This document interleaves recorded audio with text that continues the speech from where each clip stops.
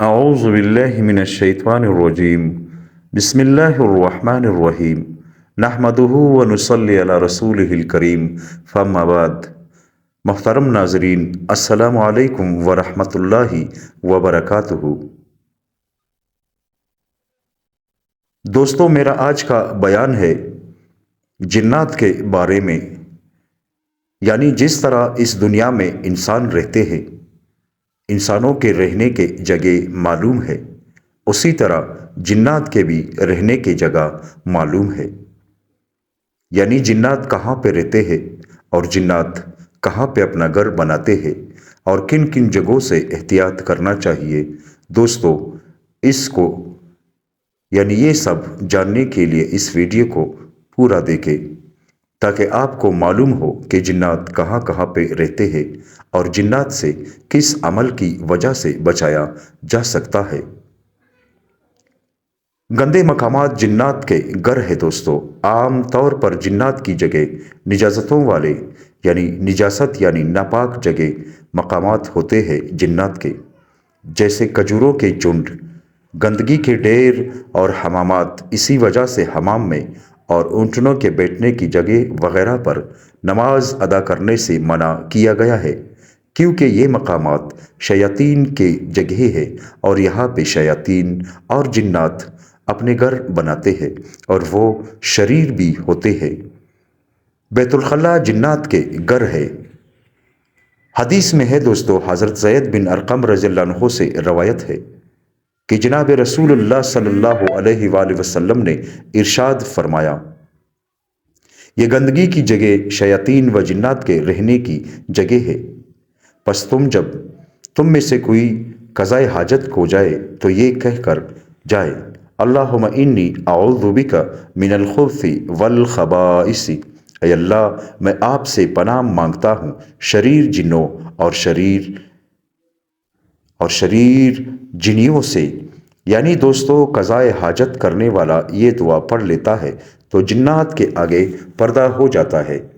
بیت الخلاء جانے سے پہلے دوستو نبی کریم صلی اللہ علیہ وآلہ وسلم نے جس دعا کے بارے میں فرمایا ہے، اللہم انی اعوذ بک من الخبث والخبائث، یعنی اس دعا کو بیت الخلاء جانے سے پہلے یعنی بیت الخلاء میں داخل ہوتے وقت بایاں پاؤں اندر کرے اور اس کے بعد دعا پڑھے، اور اس کے بعد یعنی بیت الخلاء میں جائے اور اپنا ضرورت پورا کرنے کے بعد جب واپس نکلتا ہو دوستو تو اس کے لیے ایک الگ دعا ہے۔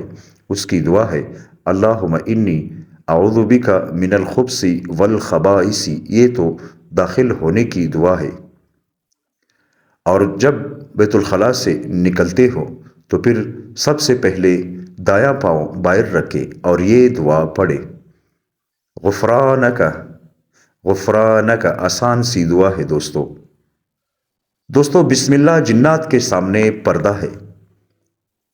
حضرت انس رضی اللہ عنہ سے روایت ہے کہ جناب رسول اللہ صلی اللہ علیہ وآلہ وسلم نے ارشاد فرمایا، یہ گندے مقامات شیاطین کے رہنے کی جگہ ہے، پس تم میں سے جب کوئی بیت الخلاء جائے تو بسم اللہ کہہ لیا کرے۔ حضرت علی رضی اللہ تعالیٰ عنہ سے روایت ہے کہ جناب رسول اللہ صلی اللہ علیہ وآلہ وسلم نے فرمایا، جنات کی آنکھوں اور انسانوں کی شرمگاہوں کے درمیان پردہ یہ ہے کہ جب تم میں سے کوئی قضائے حاجت کے لیے جائے تو بسم اللہ کہہ لیا کرے۔ دوستو اگر وہ دعا کسی کو نہ آتی ہو تو بسم اللہ کہہ کر بیت الخلاء میں داخل ہو جائے۔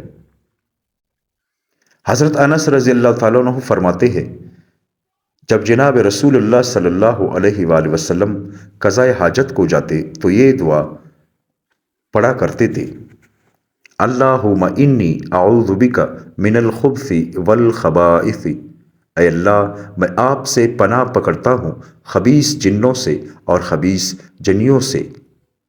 امام سعید بن منصور رحمۃ اللہ علیہ نے اس دعا کی شروع میں بسم اللہ کے الفاظ بھی بیان کیے ہیں۔ گندی نالی میں پیشاب نہ کرے۔ حضرت ابراہیم نخعی رحمۃ اللہ علیہ فرماتے ہیں، گندی نالی پر پیشاب مت کرے، اس سے کوئی مرض لگ گئی تو اس کا علاج بہت مشکل سے ہوتا ہے، کیونکہ دوستو گندی جگہوں پر شریر جن اور شریر شیاطین جو ہوتے ہیں وہ گندی جگہ جو ہے ان کے ٹھکانے ہیں۔ مسلمان اور مشرک جنات کے گھر کہاں کہاں ہیں؟ حضرت بلال بن حارث فرماتے ہیں، ہم رسول اللہ صلی اللہ علیہ وآلہ وسلم کے ساتھ ایک سفر میں کسی جگہ اترے۔ آپ قضائے حاجت کے لیے تشریف لے گئے اور میں آپ کے پاس پانی کا برتن لے گیا۔ بس میں نے کچھ لوگوں کا جھگڑا اور شور سنا۔ اس طرح کا شور میں نے پہلے نہیں سنا تھا۔ جب آپ تشریف لائے تو میں نے عرض کیا، اے اللہ کے رسول صلی اللہ علیہ وآلہ وسلم، میں نے آپ کے پاس لوگوں کا جھگڑا اور شور سنا۔ اس طرح کا میں نے لوگوں سے کبھی نہیں سنا۔ تو آپ صلی اللہ علیہ وآلہ وسلم نے ارشاد فرمایا، یعنی میرے پاس مسلمان جنات اور مشرک جنات جھگڑا کر رہے تھے۔ انہوں نے مجھ سے درخواست کی تھی کہ میں ان کو سکونت دوں، تو میں نے مسلمان جنات کو جلس دے دیا اور مشرک جنات کو غور دے دیا۔ عبداللہ بن کثیر راوی نے عرض کیا ہے، یہ جلس اور غور کیا ہے؟ حضرت بلال کثیر نے فرمایا، جلس سے مراد بستیاں اور پہاڑ، اور غور سے مراد کائیاں، غار اور سمندری جزیرے۔ شریر جنات کہاں رہتے ہیں دوستو؟ حضرت عمر بن خطاب نے جب عراق کی طرف جانے کا ارادہ فرمایا تو ان سے حضرت کعب احبار رحمۃ اللہ علیہ نے عرض کیا، اے امیر المؤمنین، آپ اس کا سفر نہ کریں، کیونکہ وہاں 90% جادو ہے، فاسق بدکار جنات رہتے ہیں اور عاجز کر دینے والی مرض بھی ہے، گوشت کی چکناہٹ والے کپڑے میں رہتے ہیں۔ حضرت جابر رضی اللہ عنہ فرماتے ہیں کہ جناب رسول اللہ صلی اللہ علیہ وآلہ وسلم نے ارشاد فرمایا، اپنے گھروں سے گوشت کی چکناہٹ والا کپڑا نکال دو، یعنی چکناہٹ والا کپڑا صاف کر لیا کرو، کیونکہ یہ خبیث جنات کی رہائش اور مجلس کی جگہ ہے۔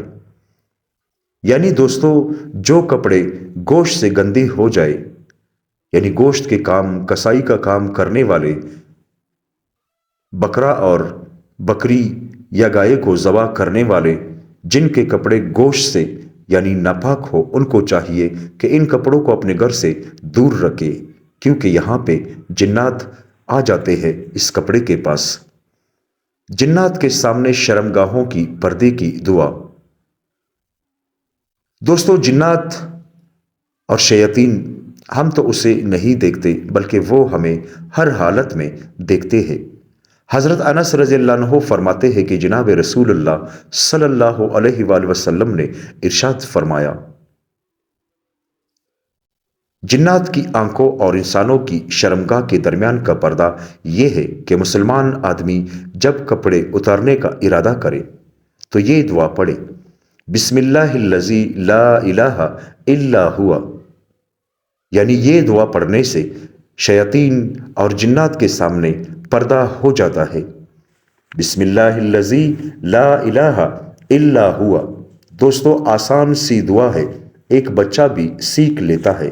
میں دوبارہ اس دعا کو دہراؤں گا تاکہ آپ لوگوں کو یہ دعا یاد ہو جائے۔ جب بھی کپڑا پہننے کا ارادہ ہو اور جب کپڑا اتارنے سے پہلے دوستو یہ دعا پڑھے، بسم اللہ الذی لا الہ الا ہوا، تو اس کے بعد جنات اور شیاطین سے پردہ ہو جاتا ہے۔ حضرت عبداللہ بن سرجس رضی اللہ عنہ سے روایت ہے کہ جناب نبی کریم صلی اللہ علیہ وآلہ وسلم نے بل میں پیشاب کرنے سے منع فرمایا۔ لوگوں نے حضرت قتادہ راوی حدیث سے عرض کیا کہ بل میں پیشاب کرنے کی وجہ کراہت کیا ہے؟ فرمایا، کہا جاتا ہے کہ جنات کی رہنے کی جگہ، یعنی جو بل ہوتے ہیں وہ جنات کے رہنے کی جگہ ہے۔ دوستو جنات پانی میں بھی رہتے ہیں۔ حضرت ابو سعید خدری رضی اللہ عنہ فرماتے ہیں، میں نے حضرت حسن و حضرت حسین کو لپٹتے ہوئے دیکھا اور ان پر 2 چادریں بھی تھیں۔ ان چادروں کے اس طرح سے لپٹنے کو میں نے ہمت دی اور ان سے سمٹ کر چادروں کو اوپر لپیٹنے کی وجہ دریافت کی تو انہوں نے فرمایا، اے ابو سعید، تمہیں پتہ نہیں پانی میں بھی کچھ مخلوق رہتی ہے۔ حضرت امام باقر محمد بن علی سے روایت ہے کہ حضرت حسن و حضرت حسین صبح کے وقت آئے، انہوں نے چادریں اوڑھی ہوئی تھی۔ انہوں نے فرمایا کہ پانی میں بھی جنات و شیاطین رہتے ہیں۔ رات کا پانی جنات کے لیے ہے۔ دوستو، ایک خاص بات ہے اور اس میں بہت ہی احتیاط کرنی چاہیے۔ کہا گیا ہے کہ رات کے وقت پانی خبات کا ہوتا ہے، یعنی جو خبیث جنات ہے ان کے ہوتے ہیں، اس لیے مناسب نہیں ہے کہ اس میں پیشاب کیا جائے اور نہ اس میں غسل کیا جائے، ایک مخلوق جنات کے خوف سے کہ ان کی طرف سے کوئی تکلیف نہ پہنچے۔ یعنی دوستو، اگر گھر میں کوئی ایسا چیز ہو، گلاس ہو، جگ ہو، جس کا منہ نہ ڈھانپا ہو تو اس کو نہیں پینا چاہیے، بلکہ وہ جنات پیتے ہیں۔ اپنے گھر میں گلاس یا جگ میں پانی جب بھی رکھتے ہو تو اس کا منہ ڈھانپ لو۔ پانی کے جوہر جنات کی جگہ ہے۔ دوستو، نبی کریم صلی اللہ علیہ وآلہ وسلم نے منع فرمایا ہے کہ انسان قرہ میں غوطہ لگائے۔ پوچھا گیا کہ قرہ کیا چیز ہے؟ فرمایا، یہ کہ تم میں سے کوئی آدمی ایسی جگہ جائے جہاں پر پودے اور گھاس وغیرہ بہت ہو اور وہاں کے پانی کو پلانگتا رہے، کیونکہ یہ تمہارے بھائی جنات کے رہنے کی جگہ ہے۔ شیخ ولی الدین عراقی فرماتے ہیں، قراکیت میں خالی جگہ کو کہتے ہیں، جیسے سر کی چوٹی خالی ہوتی ہے، یعنی کھیت میں جہاں پر جگہ خالی ہوتی ہو اور وہاں پر کچھ پانی ہو اور اس میں گھاس بھی ہو تو وہاں پر نہیں نہانا چاہیے، بلکہ اس سے بہت ہی احتیاط کرنا چاہیے۔ دوستو، ایک خاص بات اور ہے، یعنی قضاء حاجت کے لیے ننگے سر نہ جائے۔ ابن رفع رحمۃ اللہ علیہ کہتے ہیں کہ حضرت فقہائے شافعیہ فرماتے ہیں کہ یہ مستحب ہے کہ آدمی ننگے سر قضاء حاجت کے لیے نہ جائے۔ اگر اور کوئی چیز نہ ملے تو جنات کے خوف کی وجہ سے اپنی آستین ہی سر پر رکھ لے، یعنی بیت الخلاء جانے سے پہلے سب سے پہلے تو ٹوپی سر پر پہن لے، اگر ٹوپی نہیں ہے تو کوئی رومال سر پر باندھ لے، اگر وہ بھی نہیں ہے تو پھر اپنا آستین سر پر رکھے اور بیت الخلاء میں داخل ہو جائے، اور بیت الخلاء کی جو دعا میں نے دوستوں بتائی ہے وہ پڑھ کر بیت الخلاء میں داخل ہو جائے، کیونکہ یہاں پہ شریر جنات رہتے ہیں جو کہ بہت ہی نقصان دہ ہوتے ہیں، یعنی نقصان پہنچانے والے جنات ہوتے ہیں۔ دوستو، آج کل جو بیماریاں نہ ڈاکٹروں کی سمجھ میں آ رہی ہے اور نہ ہی طبیبوں کی سمجھ میں آ رہی ہے، اس کی اصل وجہ بے احتیاطی ہے۔ جو سنت طریقہ ہے، جو سنت عمل ہے، یعنی باتھ روم میں جانے سے پہلے کون سا عمل ہے اور باتھ روم سے نکلنے کے بعد کون سا عمل ہے، ان عملوں کو دوستو، جو سنت عمل ہے، ان کو ہم لوگوں نے چھوڑا ہوا ہے، اور دعا کے اہتمام ہم نہیں کرتے، نمازوں کے اہتمام ہم نہیں کرتے۔ نماز تو بالکل اگر ہم نے پڑھ لی تو پڑھ لی، اگر نہ پڑھی تو اس کی ہمیں کوئی پرواہ بھی نہیں ہوتی۔ حالانکہ نماز قضا کرنا، قصداً نماز سزا کرنا، اس کی بہت ہی بڑی سزا ہے دوستو۔ اس دنیا میں دوستو، یعنی شکر الحمدللہ ہم لوگ مسلمان ہیں۔ نبی کریم صلی اللہ علیہ وآلہ وسلم کے سنت طریقوں پر اگر ہم چلیں گے تو انشاءاللہ اس دنیا کے مصیبتوں سے اور آخرت کے مصیبتوں سے اللہ تعالیٰ ہمارا ہماری حفاظت فرمائے گا۔ دوستو، بہت اہم ویڈیو ہے، اپنے دوستوں کے ساتھ شیئر کریں۔ اللہ تعالیٰ سے دعا کرتے ہیں کہ اللہ پاک ہم سب کو نیک عمل کرنے کی توفیق عطا فرمائے۔ آمین ثم آمین۔